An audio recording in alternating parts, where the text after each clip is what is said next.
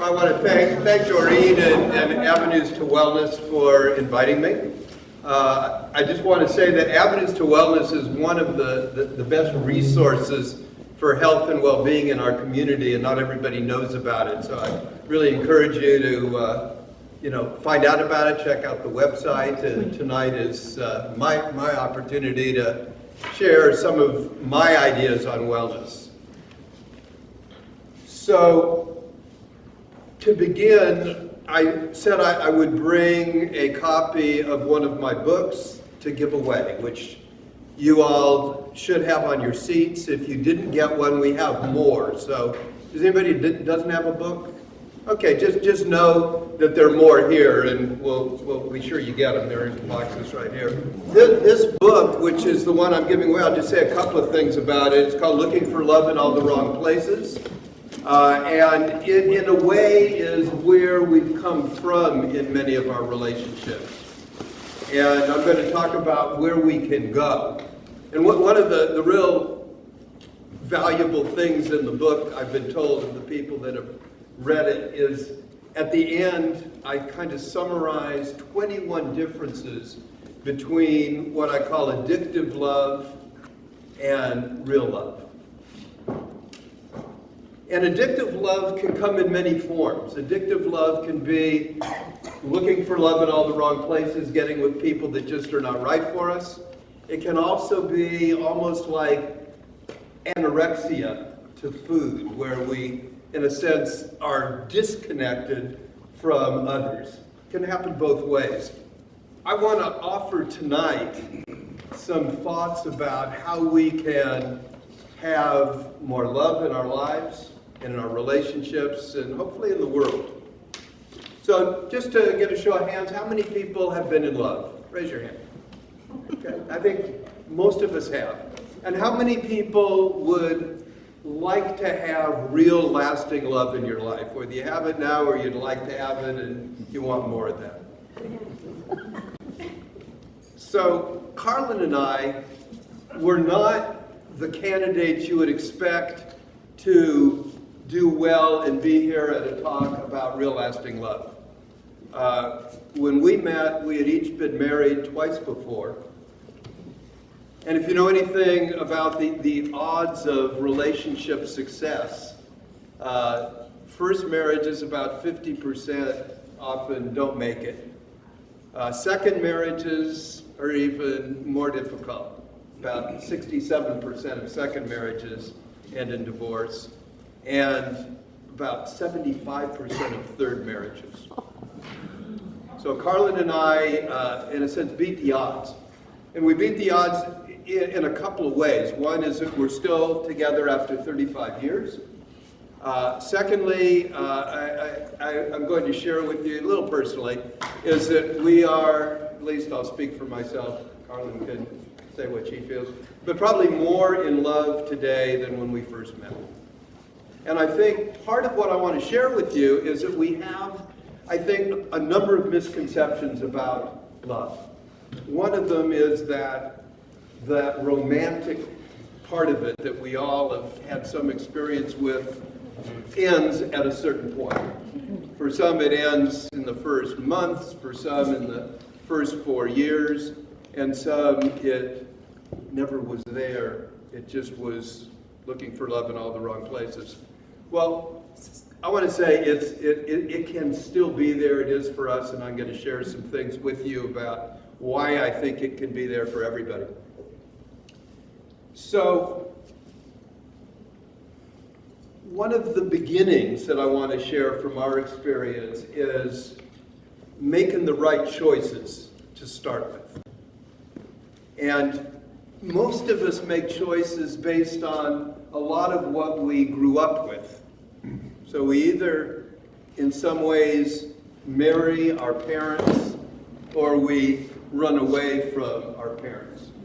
We either get drawn to people that are a certain type, or we run away from people that are a certain type.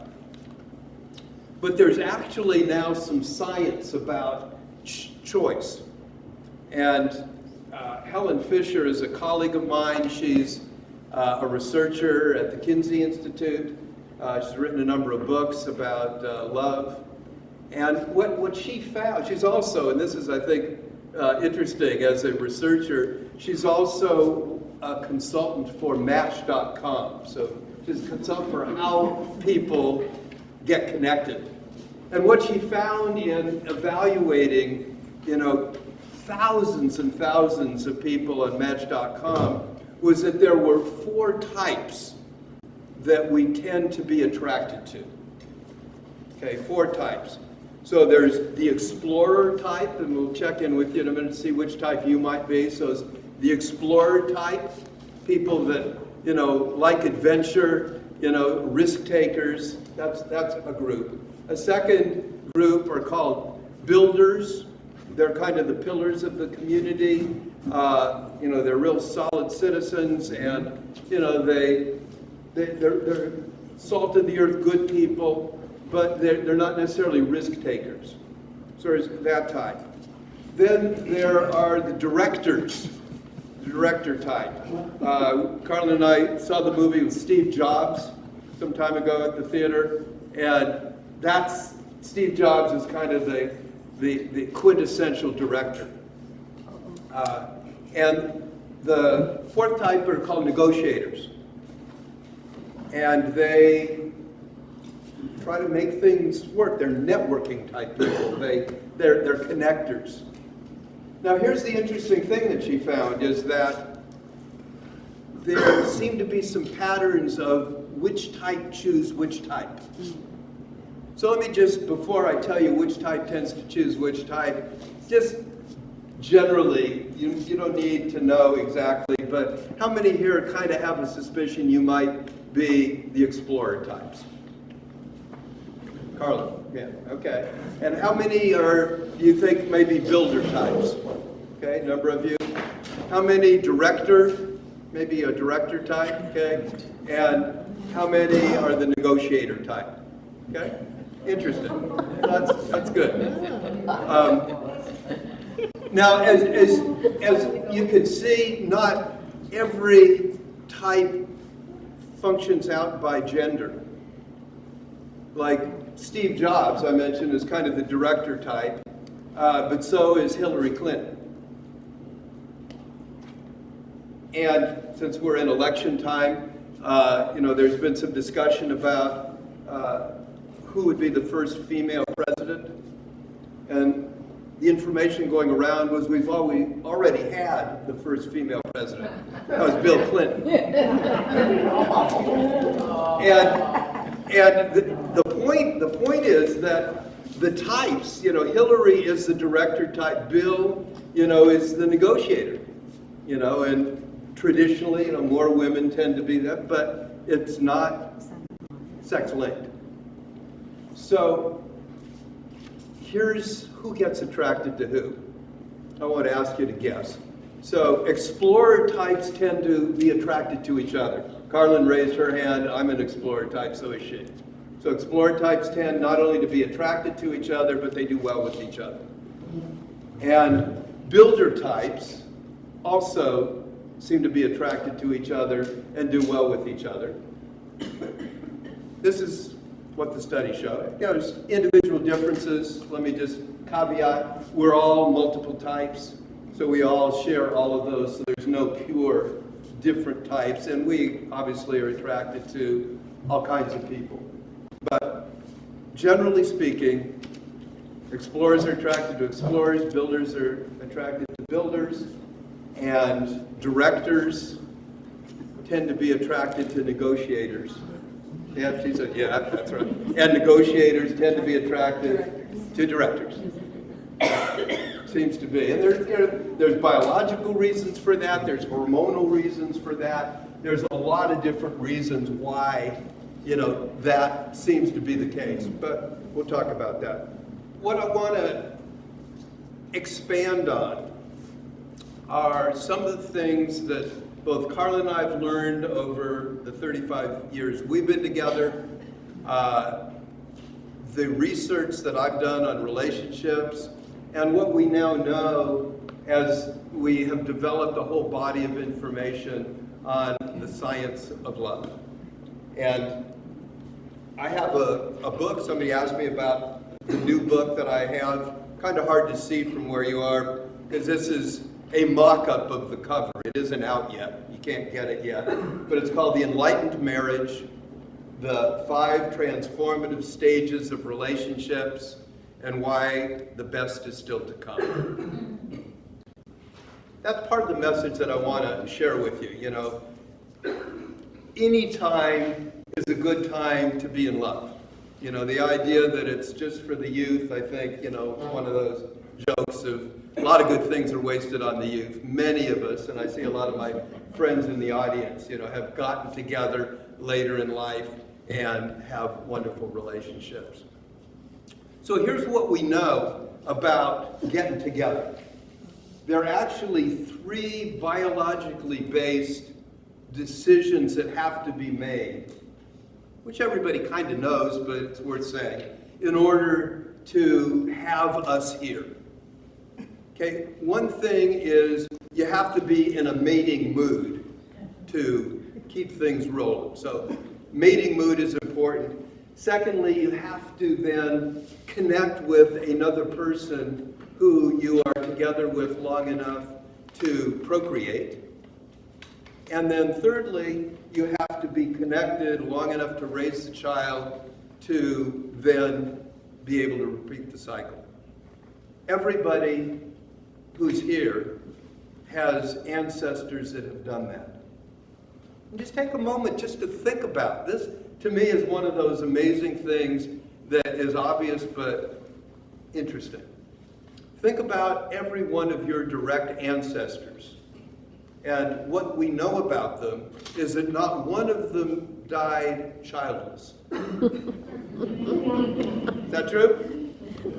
Mother and father had a child, at least one. Their mother and father had a child, all the way back. Now, some of you probably in this room may not have children moving forward. And you obviously know people who don't have children. But every one of your direct ancestors were successful in that way. And there are 3 brain systems, along with hormones and all kinds of other things, that we all have that make that threesome possible. One is the lust system. The second system is the connection and the bonding of reaching out to that special someone. And the third one is the nurturing system that, you know, keeps us together long enough so that we can not only raise children, but can nurture and connect with each other. And part of the problem is that there are 3 different brain systems. That is, they each have different desires. And we all have had that experience of the lust desire being in conflict sometimes with the, you know, that pairing desire. Or other way around, where you really think you want to pair with that person, but you have lust for somebody else. Or now you're together and, right? And then that desire for bonding, you know, that keeps us together comes in conflict with the other desires. So part of what we have to negotiate is, one, recognizing that those are there. You know, this whole idea of we get very upset when somebody we love gets interested in somebody else or falls in love with somebody else, or we get upset when they obviously become desirous of somebody else. But the reality is it's part of not only the human genome, it's part of our whole mammalian, you know, we're all mammals. We're all part of that life force. So it doesn't mean we have to act on every one of the desires.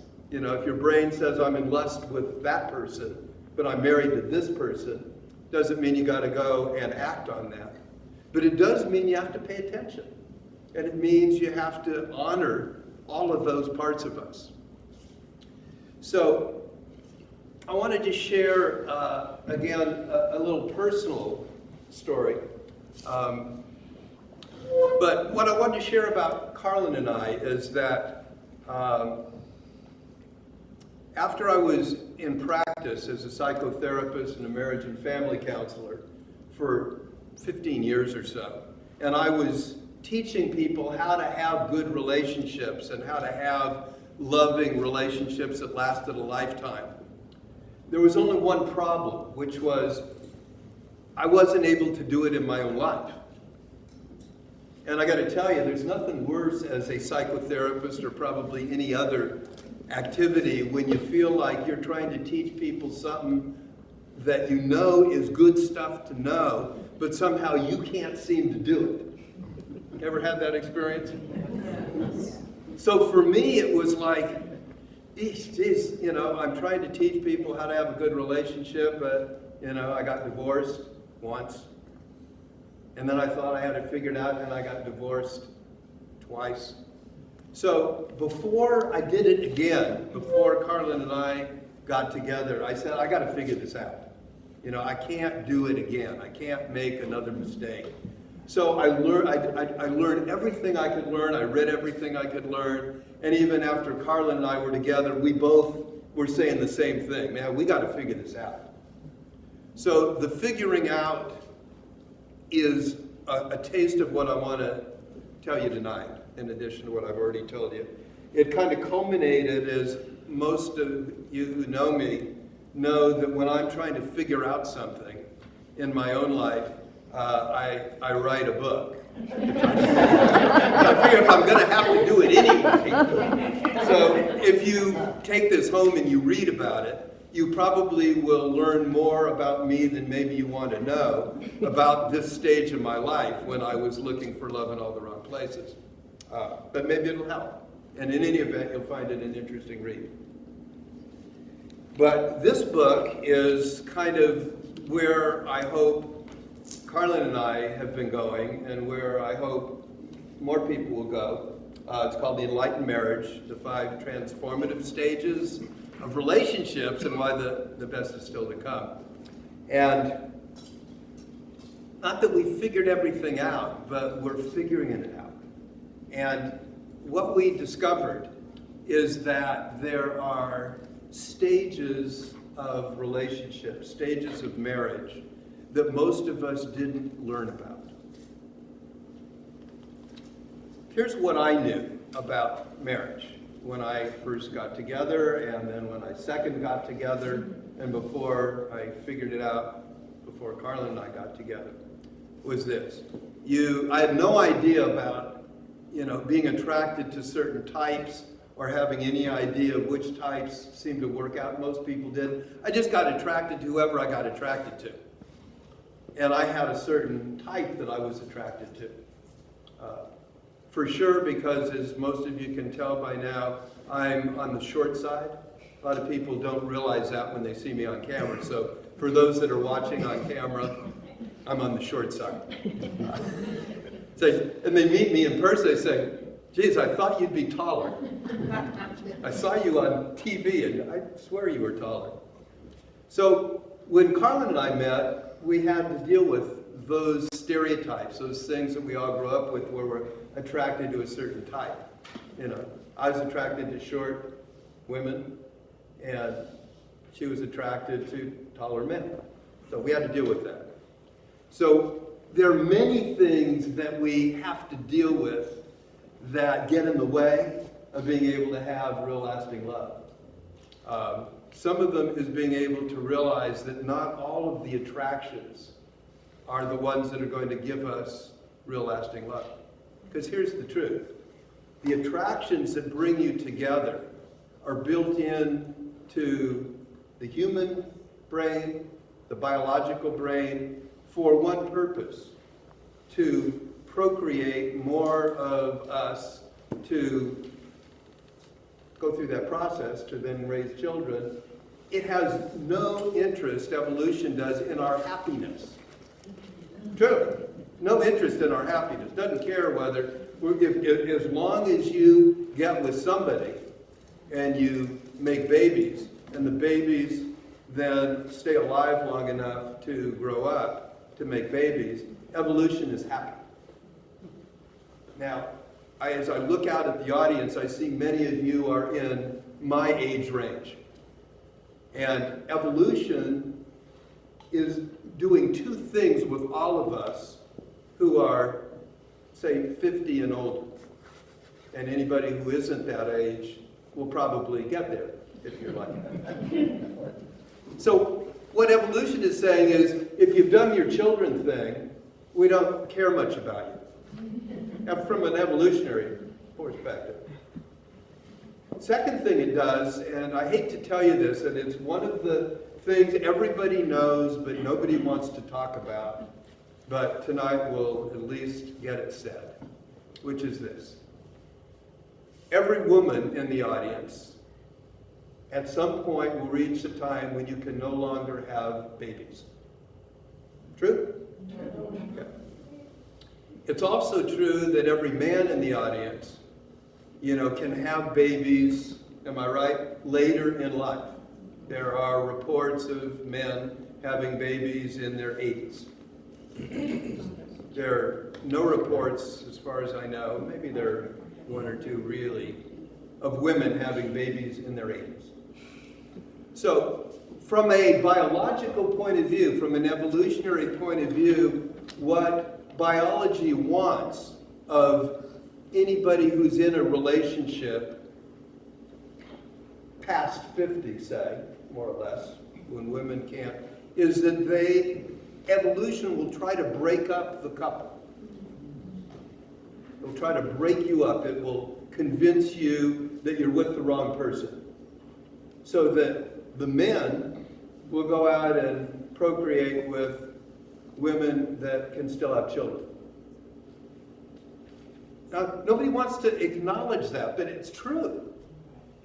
And if you don't know that, and if you don't deal with that, relationships that otherwise could be wonderful, could last for a lifetime, get split up because you don't say to yourself, I'm leaving her because I want to have children with a younger woman. No man says that usually. Sometimes, but not. And a woman doesn't say, you know what, I'm with an older guy, I can't have more children, my life's over, it doesn't matter. We want to stay together because we want to be happy. We're not so interested in evolution's, plan for us. Most of us, want to live our lives, want to have a joyful life. So what I've learned is that I believe there were two stages of marriage. The first one was the falling in love phase. And I asked you before, but I'll just ask you, how many people have some experience with the falling in love phase? Okay. So we all know that feeling. It's kind of crazy. It's kind of, that head over heels kind of feeling, where you obsess about the person. You can't sleep for thinking about them. They occupy your total mind for hours and hours at a time. You talk until all hours of the night. You may be in lust with each other as well, so there's a lot of sexual energy. And what we know is that, I believe, at some point that ends. Can't stay that way forever. It's crazy. And then stage 2 hopefully kicks in, which is we deepen our relationship. We now have a connection with somebody where we now love them. We develop, we deepen that bond. Maybe we have children together. Maybe we build a life together. We build a home together. In other words, we have that bonding. And I thought that was it. And then you kind of went on and lived happily ever after. And then when things start not working, as they did in my first 2 marriages, we think something's the matter. We hit that time of disillusionment. And we go, oh man, I'm with the wrong person. I want to ask how many people have, other than Carla and I, a few hands, other than Carla, which we acknowledge, we reached that point twice before with other people. But we reached that point, and 50%, right? First marriage is split up. 67% of second marriages. 75% of third. A lot of us split up at that stage. Very few people split up when they're in love. And more people split up in that longer time where you're bonding and you got sometimes kids to deal with. But it's that thing that happens when you hit disillusionment. Now here's what I didn't know and what I know now and what I want you to know. Is disillusionment is the third stage of an enlightened marriage.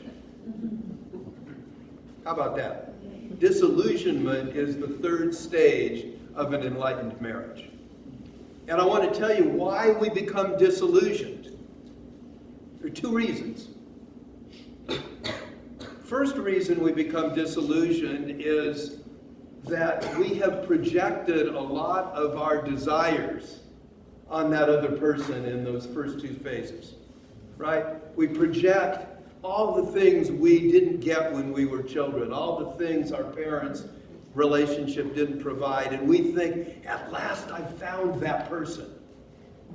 And of course, we don't really know that person because we've projected so much once we're in love and in lust. We project what we want that person to be.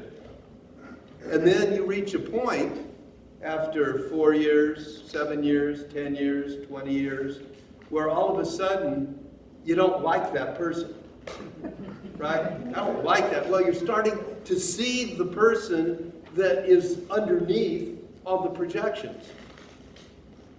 And so one purpose of disillusionment is to start to see the real person and to let yourself be seen. Because how many of us try to hold on to that image that we attracted our partner with? And then we get afraid to let it go. I mean, they love me for all this cool stuff that I projected. So it's a time to let go of the projections. It's a time to get real. And that's a wonderful thing if we can accept that. Second purpose of this phase is that we have an opportunity to heal old wounds. And I'm going to suggest that we all get together with our partner, whoever it is, at whatever stage it is, to heal old wounds. And what do I mean by old wounds? They're the wounds we all got growing up in the family we grew up in. Because nobody makes it to adulthood without wounds. That's what I believe. Some of you can disagree. But I think we all had things we didn't get enough love from our mother. We got abused, neglected, abandoned. I talk a lot more about that, which we can. But for now, I just offer that that's part of the opportunity and the beauty of staying in the relationship when you hit the disillusionment phase. Because all the shadows from the past, all the unfinished work, all that anger and hurt and violence and whatever you had will somehow surface in the middle of your relationship. And you will not see your partner as they are. In fact, this is a mind blower, but it's true. 80 to 90%, that's what I found, 80 to 90% of all the conflicts we have in our marriages, in our relationships, are actually shadows of the past. About 10%, Carla and I actually fight about stuff that she and I have. The other, all the rest, we're fighting about stuff that is unresolved from my mother, from my father, from her mother and her father, and her brothers, and our early life.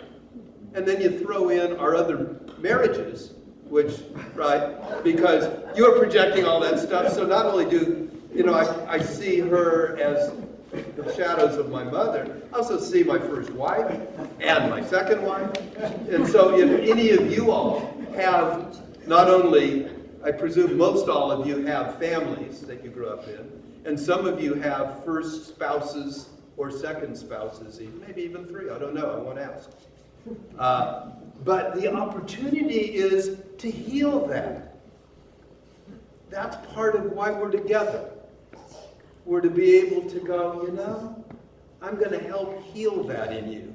I will hold you the way you needed to be held when you were little and you never got to be. Now here's another thing that I've learned that's true that I didn't know. We all know, if you think about little kids, and we know what little children need, how they need to be held, how they need to be caressed, how they need to be nurtured, how they need to be, supported. And most of us, in some way, whether we're conscious of it or not, believe that somehow we outgrow that need for that kind of nurturing when we get older, particularly guys. We've had a very hard time, many men, accepting that we need to be held by a woman, by a partner, by somebody who cares, in the same way we needed it when we were an infant. And I can't tell you how many people I hear in therapy who tell me, man, it feels like I've got another child in the house. I got 3 sons and then my husband, who acts like a kid. He's so needy. I hear that about women. She's so needy. And what I want to tell you is those needs are real. They're human.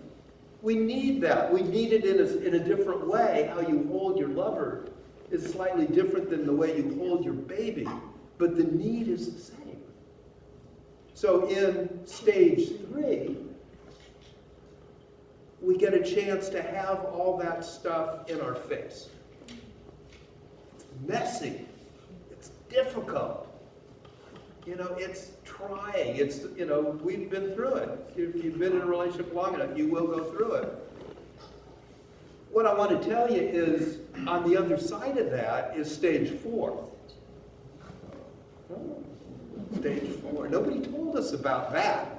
I didn't even know stage 3 was a stage. I thought that was time to find somebody else. I get it. I'm with the wrong person. There's somebody better for me. How many people thought that? No. Stage 3 is disillusionment. Let go of the illusions. Start getting all that material so that in stage 4, which I call real lasting love, you start to be able to enjoy being with a real person. Being able to see that glorious person that's been hidden all this time. Because we projected our needs onto that person and never saw them with all their frailties and their beauties and their uniqueness. And we never let ourselves be seen because we were so afraid if I ever really let you know who I really was, you would not want to be with me. Right? We all have that. And so we hold ourselves behind masks and layers. And in stage 4, because we've developed the trust and the healing that comes from being able to know, hey, you really are there for me. Then we can be with a real person. We can be with somebody who's done some healing work, whether you do it in therapy, whether you do it as couples, whether you do it on your own. You've done some healing work. So now you can really enjoy life. And here's the bonus. That would be good enough. I mean, I was willing to say, hey man, if I can just have, that second stage back again, and that's just where we're comfortable with each other. We can laugh again. Karen and I used to talk about, man, in that stage 3, there was no humor. We were serious. We worked at it. God, can't we just play? Well, stage 4, you get to play. And here's the bonus. That you can have the falling in love that was in that first stage that you thought had to end at a certain time. It resurfaces if you allow it in stage 4. Wouldn't that be cool? Fall in love again, and be crazy in love with your partner after being married 35 years? Not only is it possible, we're a sample of one. I know there's a lot of you out there that could, if I asked you, could say, yeah, me too. But there's actually been studies. My colleague, I mentioned Helen Fisher, not only does she do these Match.com studies with thousands and thousands of people. But she puts people in brain scans. And she puts people who are madly in love in brain scans to see what parts light up, so you can actually see what being in love looks like to the brain. And they've done that. They start out doing them with young couples. When you first fall in love, they put you in the brain scan, and they have you picture your lover, your partner, and the brain, certain parts of the brain light up like a Christmas tree, so you can see it. Now here's the interesting part. They put older couples who've been married more than 20 years in the brain scan. And these people had said, we're still in love. And they thought, yeah, well, in love for older people. We know what that kind of in love is. You roll your eyes, yeah, right. But here's what they found. The same brain systems lit up of being head over heels in love with older couples. Been married more than 20 years, with one exception. One exception. The only part of the brain that didn't light up for the older people was the part of the brain that's tuned to anxiety and fear. Isn't that interesting? And isn't that true for young people? Some of that falling in love is because, you don't know the person. You're on a wild ride, and there's some anxiety and fear about it. It's like riding a roller coaster. So this falling in love, how about that? To be not only in love again, falling in love, head over heels in love, but without the anxiety and fear. I think that's pretty darn good. All right, so let me get to stage 5. There's a stage 5, and it's cool. And then I'll say a couple other things, and then we'll have some time for some questions. In fact, while I'm doing this, if you just kind of pass those around. This, I'll tell you what's coming around. This is my mailing list. When you signed in, that's Avenues to Wellness. This is just, pass a few of them. Oh, pens. There should be on the table. Yeah. Oh, that's right. They're on the chair. So what you're getting is my mailing list. If you want to get, I put out a weekly newsletter. Ian Fitzpatrick, who's in the audience, is my media guy, and so he helps me connect to the wider world. So if you sign that, you will get on our mailing list. It's a free newsletter. You get all the latest articles and when new things are coming. So back to stage 5.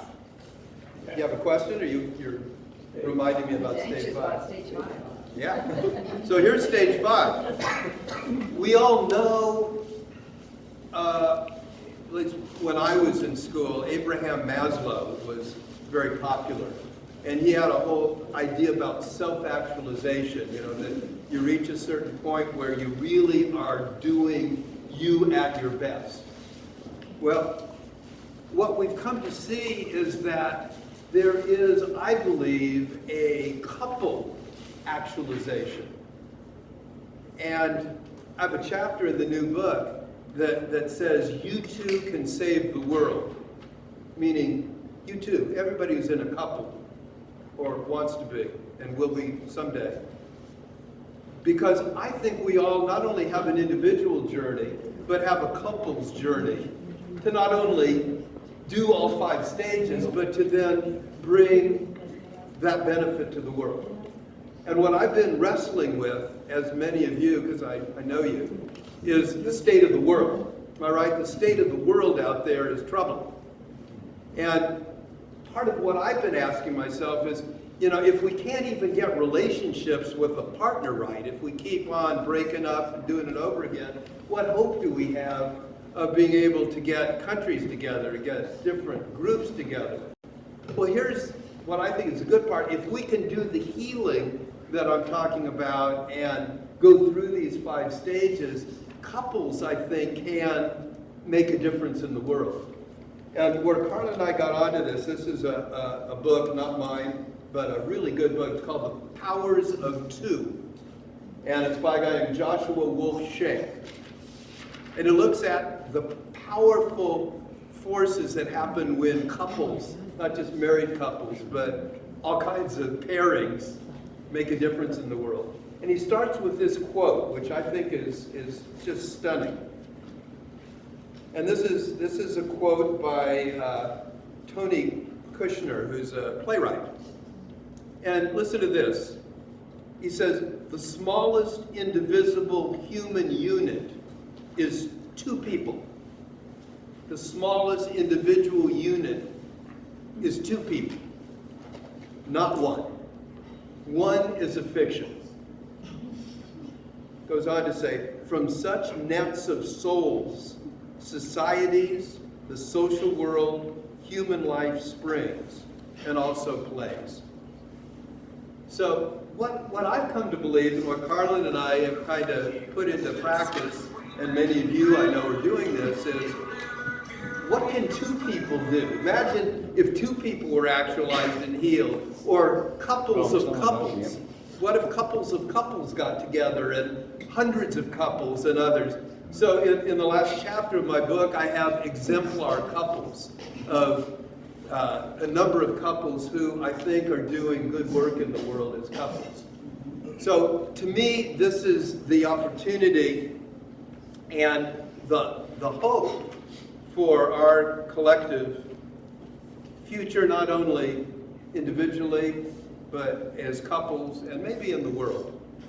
So let's see if there's anything else I wanted to say before. Yeah, I think I've said what I wanted to tell you. Oh, just one thing for those that weren't here, whether you were on camera and weren't here, or whether you know people in the audience, if anybody else wants a copy of my book for free, as many of you know, we moved into town and we have books that I had in storage, so I have more of these. So if you didn't get a book, we still have them. If you weren't here and you want a book, you can go to my website, menalive.com, and ask me, and I'll see that you get a book. So let me open the floor to questions. Yes? Yeah, we went through all those stages, including painful stage 3. And although I'm not like this at all, I've run into people who tend to be very on the surface.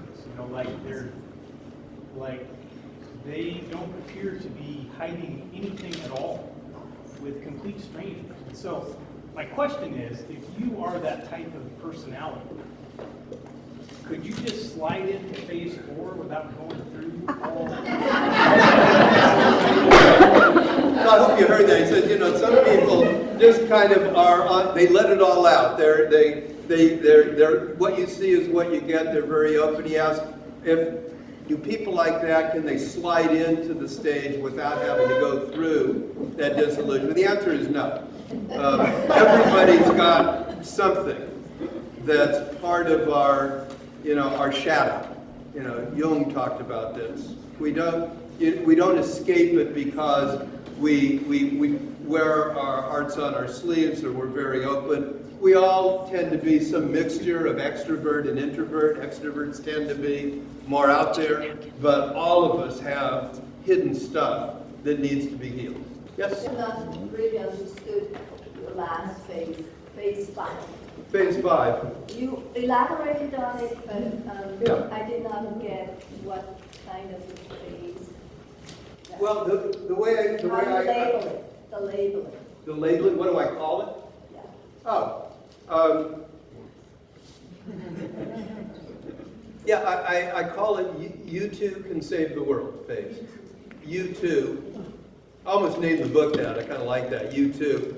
But the idea is that couples, I think, have a destiny, have a purpose, have a thing that we're all meant to do. We kind of feel that individually often, but I think couples have that if you hang in there long enough. Just like couples have a different energy who've been married for 20, 30, 40, 50, 60 years. There's a different energy. And I think there's a different opportunity And it isn't always the same. Couples don't necessarily do a thing to make the world better together. Sometimes one person takes the lead, the other person's kind of the, in the shadows, or the backup person. Sometimes it switches. But I think couples have an opportunity to do greatness and make the world, a better place, and maybe even save this experiment of Homo sapiens on planet Earth. Yes, Arlene? In that disillusionment stage, what if one part of the twosome is willing, but the other doesn't seem to be quite able to go deeply? Is Right. that marriage doomed? Is that where you just get stuck, or is that where you just close down? That's a good question. I like that word. So the short answer is no, if you're not doomed. I see a lot of couples like this. In fact, most couples that I see in counseling who are in trouble, one person says, I still want the relationship. I want to work things out. And the other person says, I need out, or I'm not sure. And here's the shorthand of what I tell people. The shorthand is, it only takes one to tango. We have that belief, right, that almost it takes two to tango. And it really doesn't. If you've done Zumba class, or, one can tango quite nicely. It's a different kind of thing if you do it together. What that means practically is that I work with people all the time where one person doesn't seem to be that engaged. And what I found is almost always, if you work together, the other person can deal with whatever is getting in the way of them not being able to move ahead. Now, the caveat of that is some couples need to be apart. They've either gone as far as they can go as a couple, the wounds are just so hurtful that one partner is interacting in a way that's destructive, abusive, dysfunctional, and a person has to get out in order to save themselves. But more couples than not, even when it seems like only one person is willing, it just means we haven't found a way to reach that other person. That's one of the things I do in counseling. I reach that person who seemingly is not willing. And usually they're not willing because they're scared, they don't know how to do it, they feel like they're going to lose some part of themselves. And when you help them understand that they can have what they want and still be together, they're often open to figuring out how to do that. Other questions? Yes? So I'm in it was a 5-year relationship this past June. And one thing that I realized that we both kind of laughed at the other day, I think like 2 days ago, was probably the 15th time that we told each other and talked about the story of how we met. Mm-hmm. And even though it's very repetitive in the sense that we're telling the same story, we find out that we learn different things about each other and about that event of meeting. And it feels so stimulating. Yeah. Like really heart stimulating, really mind stimulating. And we talked for like 2 or 3 hours about this event and then where that branched off from. And when you're with somebody, you're past that in love stage after so many years. But I'm wondering if telling stories about different things about the past, is that part of how you can kind of reinvigorate that in love feeling? Yeah, it's absolutely right. Talking about the story of falling in love and rekindling that and reminding yourselves of that can remember it. And one other thing, for those that want to fall in love again, some of this happens naturally, but you can help it along, is that we find that people fall in love more easily when they're dealing with some danger in their lives. And often when we first met, the danger was maybe she isn't going to want to be with me. There was always some risk.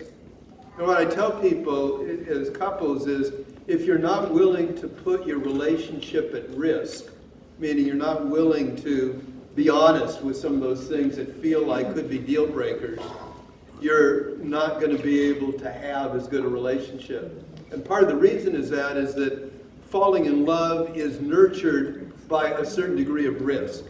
And so one of the natural parts of that is as we get older, we deal with risky situations, we get sick, we get injured, you know, our partner, our life may be at risk because of that. And for those that have been in that, and many have, you know how that can remember and re-cement the love you had. And a good way is to remind you of your, in a sense, your creation story, which is how you got started. Okay. All right, well, thank you. So I will be around for a bit to, I know the center has to, am I right? Do we need to be out of here by? We need to be out by about 42. Okay, so there's goodies. If you didn't get a book, I think there's still some more books. I want to thank you all for being here. I mean, to me, one of the,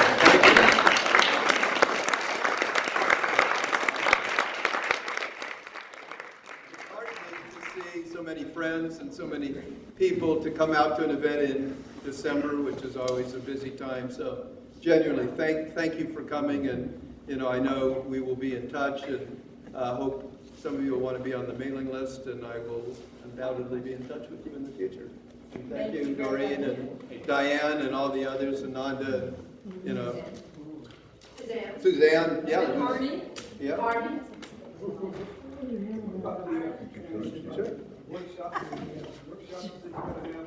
Yeah, he was asking about the workshop. After the first of the year, I'll be teaching a class for people that want to go into more depth and, you know, really get into real lasting love. It'll be for both couples and singles and anybody who just wants to really go into more depth about this. And it'll be, you know, I'll tell you more about that as we get set up. Yeah. Do you mind signing these two books for me? I'm happy to sign books. Wonderful. Sure. If you want my name on them, just come right up and bring a stand.